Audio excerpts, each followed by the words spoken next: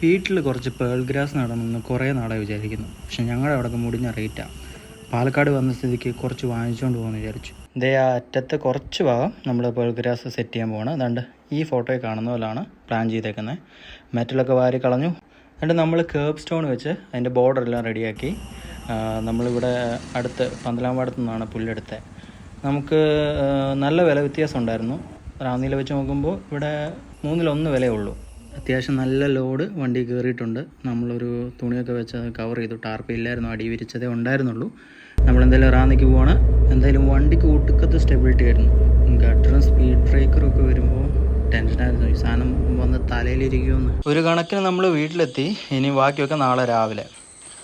എന്തായാലും രാവിലെ ഇൻസ്പെക്ഷൻ തുടങ്ങിയിട്ടുണ്ട്. അവന് മനസ്സിലായി വണ്ടിക്കകത്ത് എന്തോ സാധനം ഉണ്ടെന്ന്. വേറൊരു പണി എന്താണെന്ന് വെച്ചാൽ അതാണ്ട് മഴ നല്ല 8ൻ്റെ പണിയാണ് തന്നേക്കുന്നത്. പിന്നെ ഈ കല്ലും മണ്ണും എല്ലാം വാരി കളയണം, എന്നാലേ നമുക്ക് പുല്ല് വിരിക്കാൻ പറ്റത്തുള്ളൂ. എന്തായാലും നമ്മളൊരു സൈഡിൽ നിന്ന് മാന്തി തുടങ്ങി. ഒരു കണക്കിന് കല്ലെല്ലാം വാരി നമ്മൾ സൈഡിലുള്ള ചെടികൾ കുറേശ്ശെ നട്ടു തുടങ്ങി. അപ്പോൾ ബാക്കി അടുത്ത വീഡിയോ കാണാം.